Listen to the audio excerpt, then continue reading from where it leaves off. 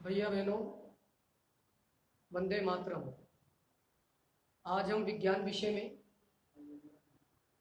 तंतु से वस्त्र तक पार्ट 3 इसके बारे में आज अध्ययन करेंगे। हम जो वस्त्र पहनते हैं, ये वस्त्र किस प्रकार बनते हैं और ये किस किस तरह के होते हैं, इसके बारे में आज हम कुछ जानकारी प्राप्त करेंगे। बूझो और पहेली। बूझो एक भैया का काल्पनिक नाम है, वास्तव में कोई भैया है नहीं। और पहेली एक बहन का नाम, ये भी काल्पनिक है, रखा गया है। पहेली का मतलब प्रश्न और बूझो का मतलब उत्तर देने वाला या बताने वाला। इस प्रकार पहेली और बूझो के माध्यम से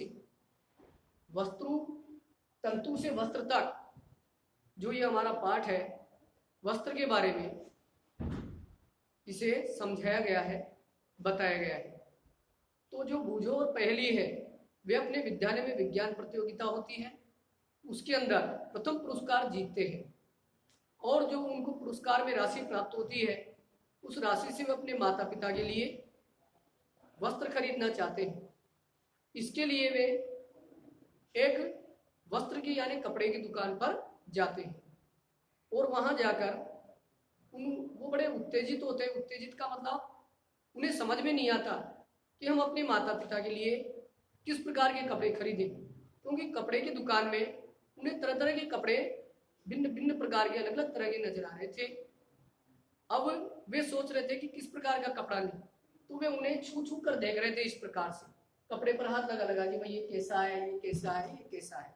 इस प्रकार से वे देख रहे थे। कोई खुरदरे थे, कोई चिकने थे, कोई मोटे थे, कोई बारीक थे, कोई चमकीले थे, कोई बिना चमक वाले थे। इस प्रकार उन्हें समझ में नहीं आ रहा था कि वे क्या खरीदें। उन्होंने जो दुकान वाला है, दुकानदार, उसकी सहायता से एक सूती साड़ी खरीदी माताजी के लिए और पिताजी के लिए एक ऊनी मफलर खरीदा। इसके बाद वे उस दुकान में भ्रमण करते रहे, यानी घूमते रहे और घूम घूम कर एक एक कपड़े के बारे में, एक एक वस्त्र के बारे में जानकारी करते रहे। आप जानते हैं कि जो दुकानदार है, कपड़े वाला, उसकी दुकान पर ज्यादातर जो कपड़े होते हैं वो बिना सिले हुए होते हैं। दो प्रकार के कपड़े होते हैं, एक प्रकार तो सिले हुए, दूसरे बिना सिले हुए। तो वे जो बूझो और पहेली है, वे बिना सिले हुए जो कपड़े थे उसकी दुकान पर गए हुए थे, दुकानदार की। तो इस प्रकार हम इस पाठ में आगे जो पढ़ रहे हैं, तो वो ये सोचते हैं कि ये जो बेडशीट है और ये मफलर है और ये साड़ी है, ये किस प्रकार के कपड़ों से बनी हुई है। और इसके बाद वे देखते हैं कि उनके जो बस्ते हैं, बोरे हैं, वे भी अलग अलग प्रकार के कपड़ों से बने हुए हैं। कोई सूती से बने हुए हैं, कोई रेशमी से बने हुए हैं, कोई ऊनी से बने हुए हैं और कोई दूसरी प्रकार के जूट आदि से बने हुए हैं। अब प्रश्न आता है कि कपड़े कितने प्रकार के होते हैं। तो मुख्य रूप से दो प्रकार के जो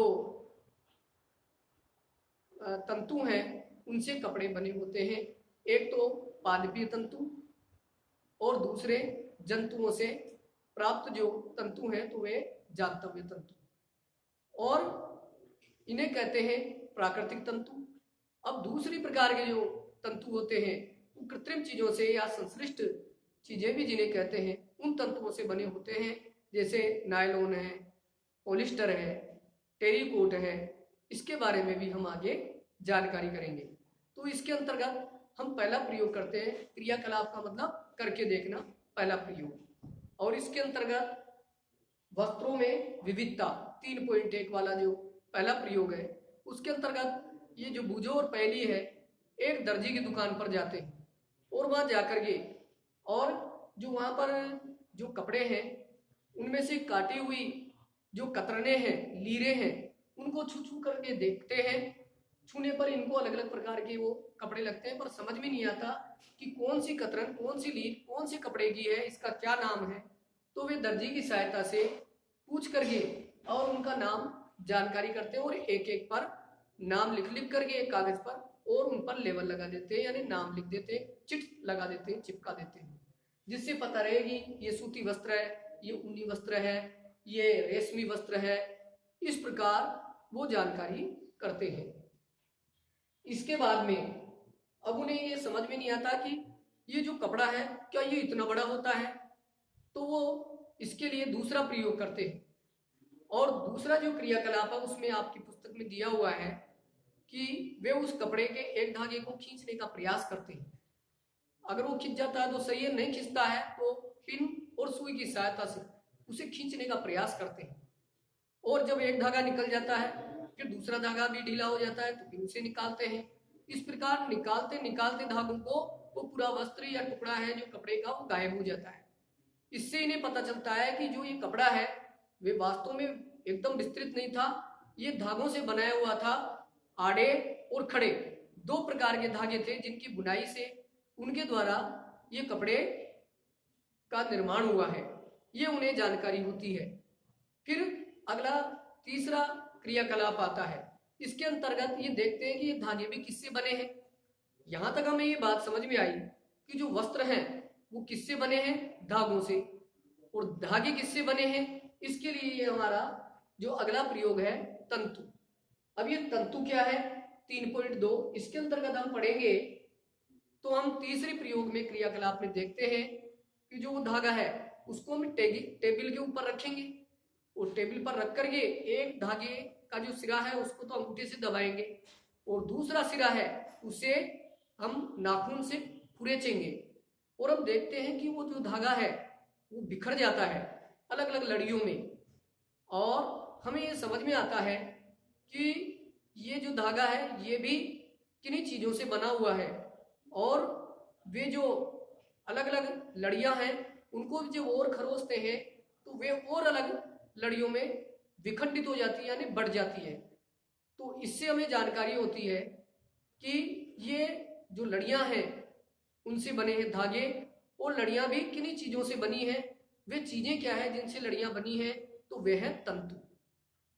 हमारे पाठ का नाम भी यही है कि तंतु से वस्त्र तक, यानी जो तंतु है उससे क्या बने हुए हैं, लड़ियां, और लड़ियों से भी कई लड़ियों से बनी हुई है और भी बड़ी लड़ियां, और लड़ियों से भी क्या बनी हुई है, धागे, और धागों से भी कई से बना है क्या, वस्त्र।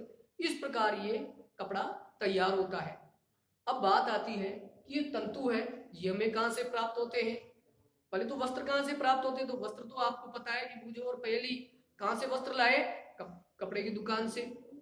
और फिर उन्होंने जानकारी की दर्जी की दुकान से कि ये जो वस्त्र हैं इनके क्या क्या नाम है, और फिर उसके बाद पता चला कि ये जो वस्त्र है ये किससे बने हुए हैं। इनका नाम पता करने के बाद तो धागों से बने हैं, और धागे हैं वो किन से बने हैं, तंतुओं से बने हैं, क्योंकि उन्हें धागे को बांटकर उन्होंने देखा। इस प्रकार आज हम इसके बारे में इतना पढ़े हैं, तीनों प्रयोग हम पढ़ लिए हैं। इसके आगे की जानकारी हम बाद में प्राप्त करेंगे। धन्यवाद।